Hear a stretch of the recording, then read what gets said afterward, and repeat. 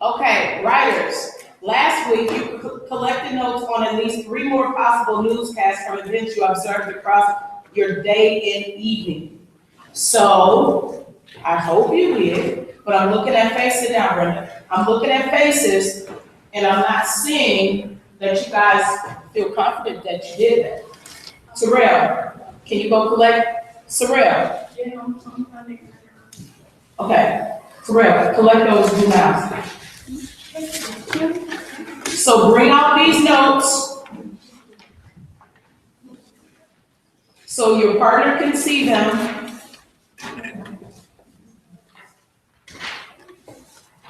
Let me see them. Brenda, can you ever see what's going on? On your bottom. Come on.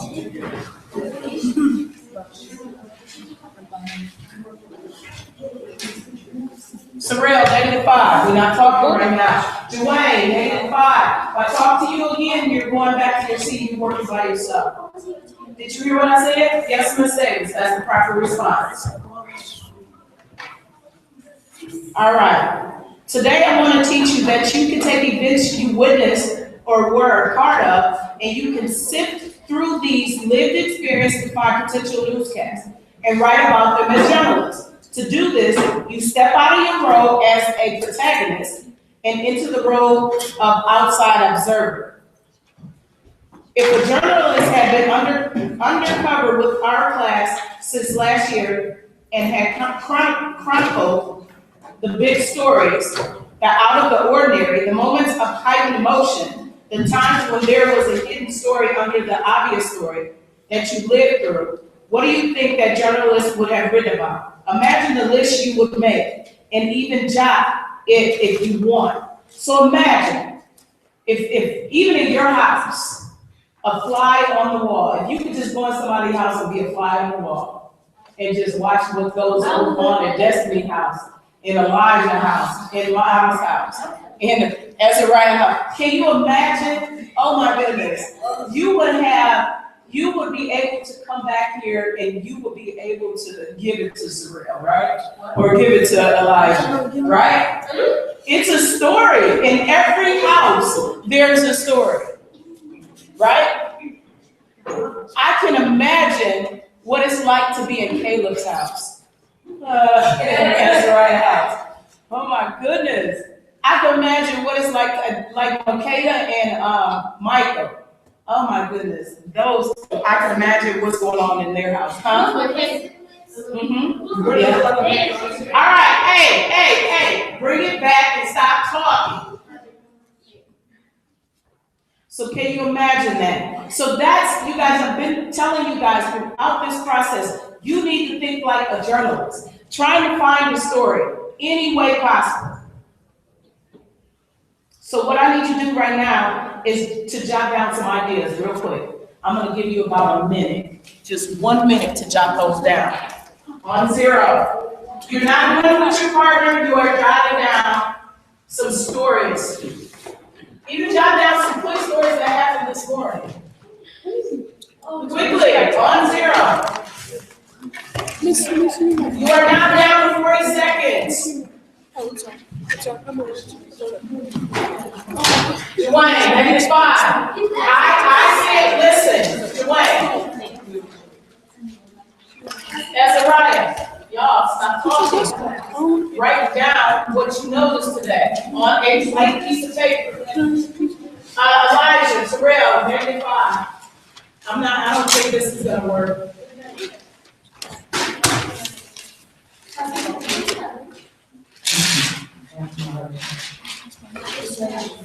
What?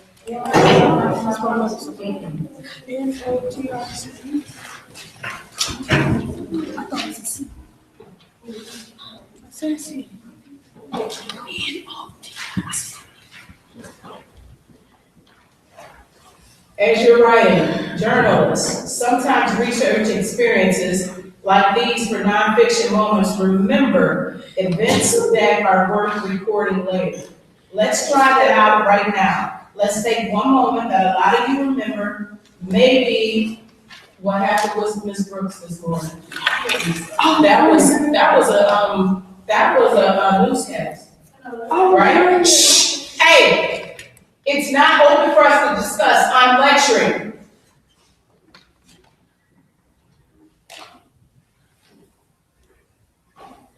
So we want to get to the 5 whys. Everybody take a look up. I put the 5 whys up top there. Who, what, where, when, and why. You need to have those on your paper as journalists. Those 5 whys need to be in your head. Your mind needs to think like a journalist. There's something always happens. There's a newscast every time you turn around at ITA.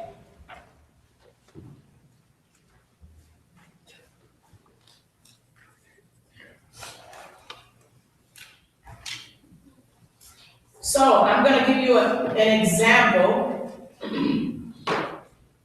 of a newscast that I have, because now it's time for me to illustrate or demonstrate how to write newscasts. What do I expect? I expect you guys you can jot down what happened with Ms. Brooks really quick. And I'm gonna give you, let's say, I'm gonna give you about 1 more minute for that, and then I'm going to illustrate exactly how to write a newscast.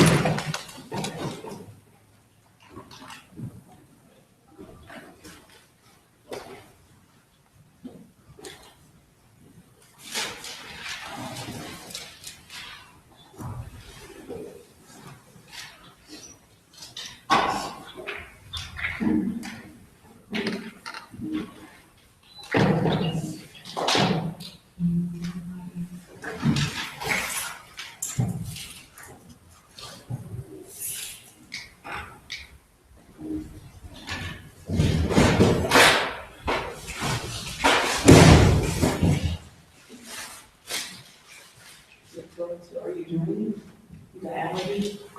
No. Oh.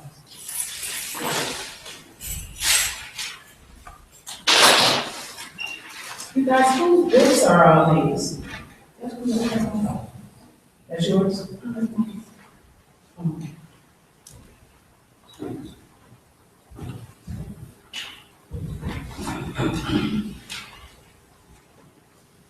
All right, all eyes on the board.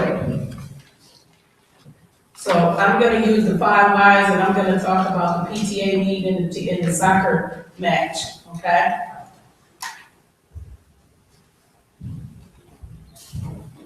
Let's do this. Maybe we could throw a tiny lead in here, just a tiny bit of drama to make it newsworthy and get readers interested in the facts. How about this? So here it is.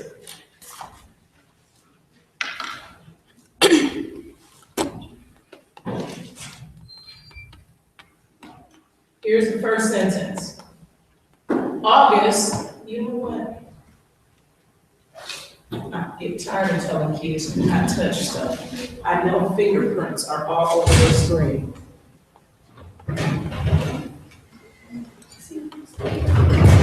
Shamiria, we on zero. Take your paper. It's not time for that right now, Shamiria. This is what I expect right now. Hands in your lap, hands on your desk, and I need your eyes forward, facing forward.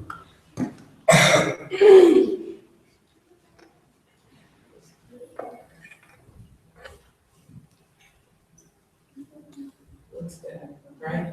Yeah. Because kids just come in with their fingers in there.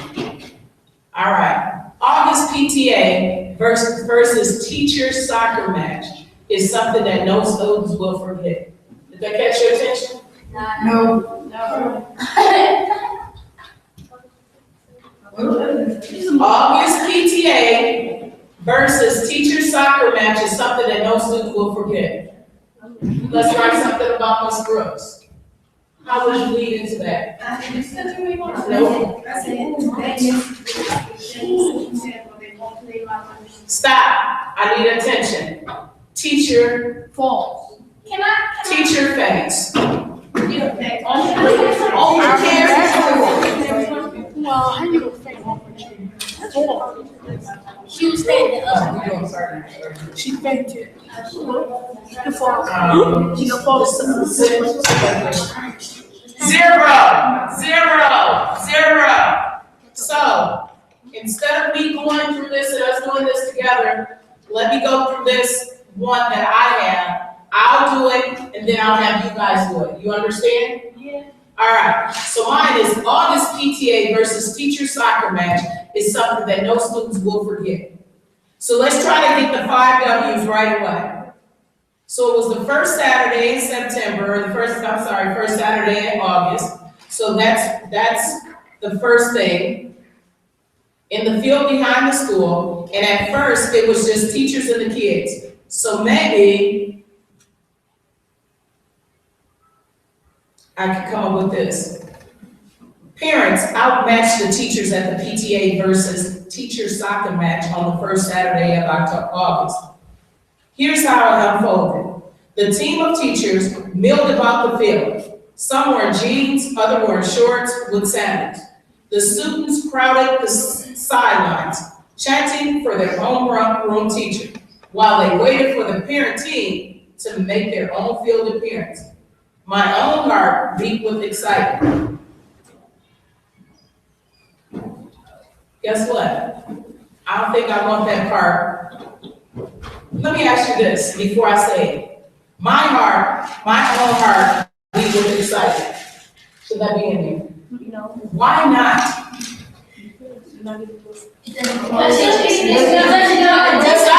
Stop. Let's do this. Raise your hand if you think it should stay in there. Shouldn't stay in there. Because this is not about what you feel. You remember last week when I read, let's just step back really, really quick. Last week I read, let me see if it was here. Sean stood in the cool black darkness of the third floor hallway. His palms were sweaty as he reached toward the tall case. Even in the utter blackness, he could almost see the trophy glittering behind the glass. The golden water forbid seemed to call him like a siren, whispering, Sean, I belong with you. You deserve me. Take me home. Slowly, hands trembling, he brought out the hammer. He didn't see the girl who was watching from the dim shadow. That's fiction story. Okay? Now, we're not doing fiction stories. What are we doing? We're newscasting. So here's what it should sound like. Only one object was taken from the case at McKinley High School. We're not telling a story in a sense like we're making up a story for a book. When you watch the news gets down right to the point. Remember I told you guys if you take a piece of bacon and you put it in the skillet, when you cook it down, it cooks down real small. It starts off big, so your writing starts off big, but you have to condense it because you don't want to lose your audience. If you make it so big, you give too much information, and you make it sound like a narrative writing or a story, you're going to lose your narrative or nonfiction story. You're going to lose your audience, okay? So instead you will say, only one object was taken from the case at the McKinley High School. It's information. You're helping your audience, you're giving them information. You're not telling them a story in a sense, you're just giving them information about it, right? When you watch the news, you heard about the incident in Madison where the boy got killed. Yeah. They never said, stop.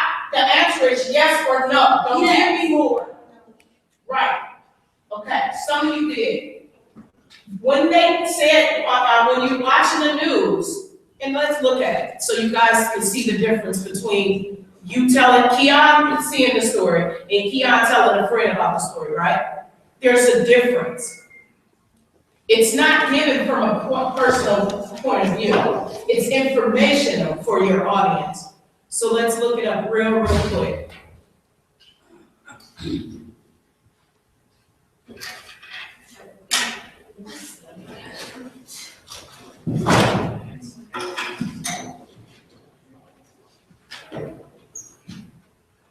Here it is.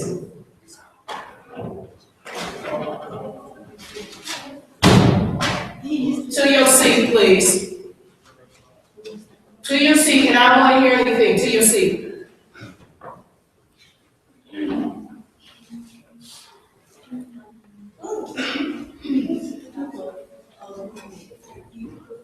See, you guys.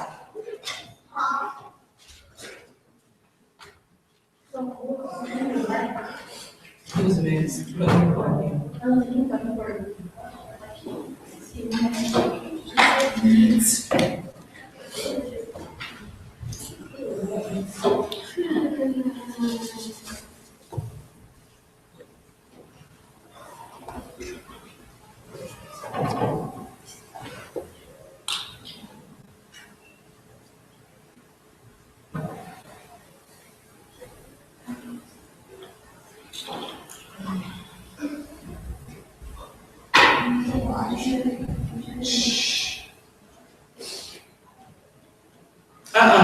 Please don't do that. Where is it? You guys?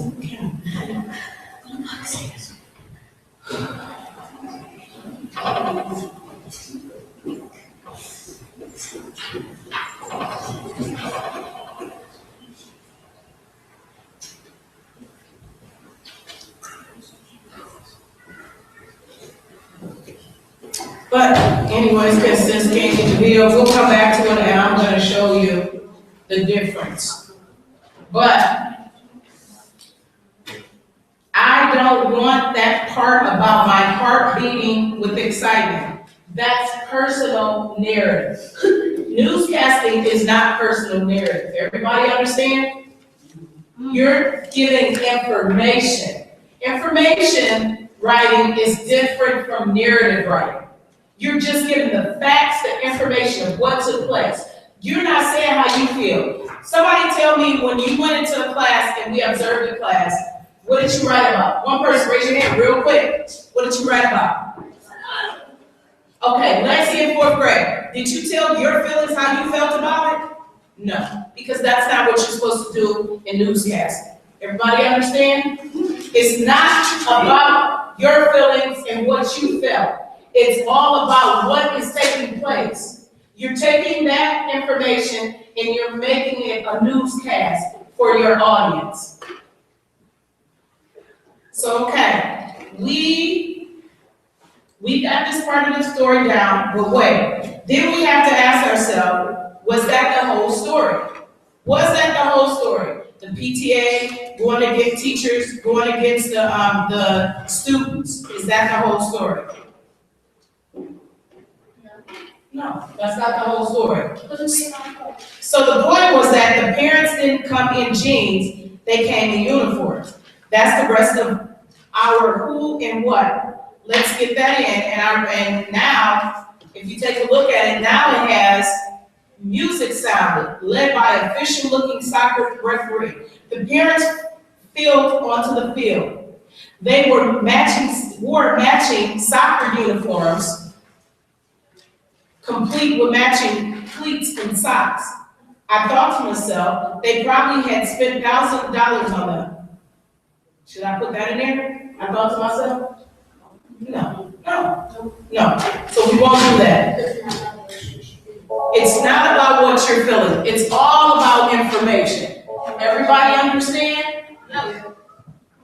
Who's Miss Davis? Yeah.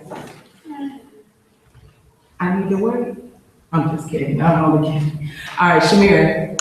Okay. All right, Shamira, go upstairs real quick. This is all right. So now I'm gonna name what I just did, and emphasizing tips that are transferable to your own experiences. Head up to shine. Writers, do you see how, even though I was there to witness the event, I'm now writing it in first person, like a personal narrative? We did personal narrative 3 books ago. Right now, we're not doing personal narrative. I call it informational writing. Getting the information and getting it to my audience, not from my own personal perspective, not from my own, how I felt about it, but it's actually information that is cutting the fat on the bacon, so to speak, right? Once that bacon cooks down, the story is going to condense. And the point is getting straight to the point so you don't lose your audience, okay? Why do you think the news does a really, really good job of that? We're gonna view some videos in just a second. So, first, here's the steps, and I'll write these down so you guys can have them. I'm careful to create nonfiction. Here are the steps I follow, which you can follow as well. So, first, I research by sifting through witness events, choosing one that would be interesting to my community, so it would make a good newscast. Then I thought about how it would start. I wanted the lead to be interested and grab my readers' attention and get them interested in the facts. Next, I made sure to get the 5 W's right away and check myself to make sure I did. And last, I was careful to write like a journalist, which means not exaggerating and not slipping into personal, surreal, come on, surreal, into personal narrative style. We cannot go into personal narrative style. So let's try to look at some of these newscasts.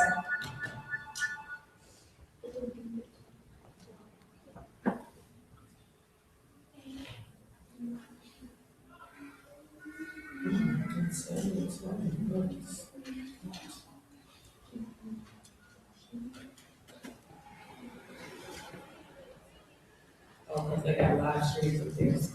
Let's look at this. Mother claims daughter is victim of hate crime in UC Irving. So let's just, everybody focus, and let's take a look at this story.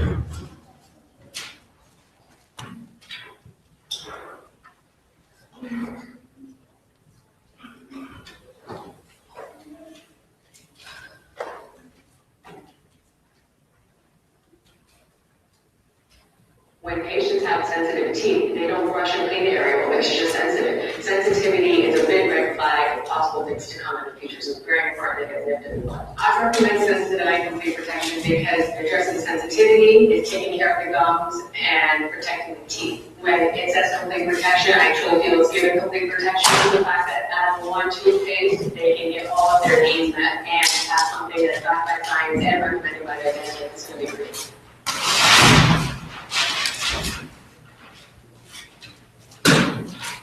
This crumpled note has Stephanie Lyons on edge. If they were brave enough to put that note in, who knows what extent they'll go doing the next time. It reads, go back to Africa, slave. You slip out of Cherry Line's boardroom late Tuesday night on the UC Irvine campus. Cherry is a freshman on an and a member of the UC Irvine track team. And her mother told Ted News last week, an Asian student called her the N-word. Also last week, an Asian fraternity was shut down for a year for this blackface video. UC Irvine told Ted News over the phone they're still investigating the fraternity, and now the note slipped to Cherry Lyons. It's an indication that we have some work to do in helping our students and the entire campus community understand and value the differences that we have. Ms. Lalonde would not comment on whether racism, specifically between Asians and African Americans, is a problem on campus. Cherry's mother says, regardless, she wants her daughter, who's on the dean's list, to transfer to another campus. I heard from my daughter because I feel like, we should be past this and there's no justification for them to just, be like this. In Amazon, Chris Murphy, 10 News. All right, let's break it down. What did they do? Did they give their opinion? The woman did. Reduce nasal congestion. Did they give their opinion? No. Was their opinion anywhere in there? What happened there? Stop, raise your hand. This troubled note of Stephanie Lyons. Shamiria. Somebody said, Stephanie Lyons, they go to Africa. All right.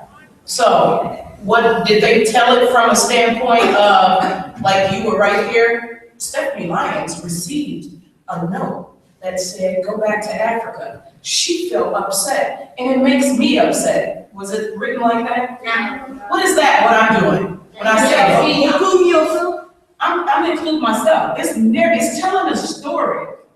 We want to tell a story, but we want to make it just about the facts, the information. Okay? So, what else happened? Joanne. Mom told her to shoot up. Okay. You can get information, you can do that. That person was being interviewed. That's okay. Why is that okay? Why is that okay to use the mom? Her daughter they want to get your attention. You guys, when you're watching TV, when you're watching commercials, when you're watching cartoons, when you're watching all these shows, it's to entertain you. News is to entertain you as well. In order to keep your attention, they have to have a title that catches your attention. Did that catch your attention? What did it start off with? Right away. The note. That's key. That's important, right? You gotta capture your audience attention, okay? So let's take a look at another one.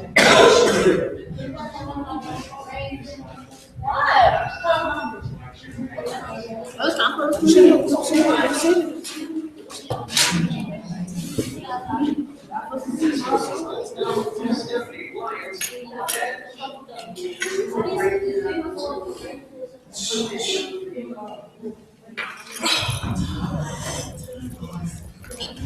It's time to go. We'll do our job later. Okay. All right, y'all got 5 minutes until you guys gotta come out of here. But what I need you guys to do tonight is go home, and I need you to find at least 3 stories and write about those stories. Give me the 5 W's. Don't give me your opinion. Don't make it so meaty that you lose me as an audience. The other thing that I need you to do, I need a title that catches my attention. Miss Brooks, teacher's face at the bottom of the stairs. Right? Teacher exhausted from the weekend. And face. Got it? Here's Shamiria. Kill or be killed? No, that's not it. Oh. This one. At 7:47 a.m. in the hallway at the Institute of Technology and Academics. Thump, clap, boom. Miss Brooks fell, and sudden fall drew everyone's attention. Suddenly, as she was sitting down to eat breakfast and start my day off, everyone was running out of class. So as I got worried, I walked out of the class with them. All I saw was a black rubber boots just laying on the floor. Stop. What's wrong with this right away? She gets her Stop digging. Stop. Raise your hand. Nope. Too much information. This is narrative right here. It's too much. You gotta give me information. Okay? As a teacher, like he started off, they found this note, and this note is blah, blah, blah. You can go straight to the part where it says, all the kids saw were rubber boots just laying on the floor. And, you know, and a teacher came along and there was a Miss Brooks laying on the floor. And then give me information about it. What happened? Then the paramedics came. But don't do it narrative style. Do you understand? Yes. That's narrative. You remember, you gotta give me opposite. It's more informational. It's not telling me the whole detail of what you were doing, what the kids was doing. You can use some of that in here, but it's getting right down to the information. Yes. No, not right now. Come on now. No. Shh.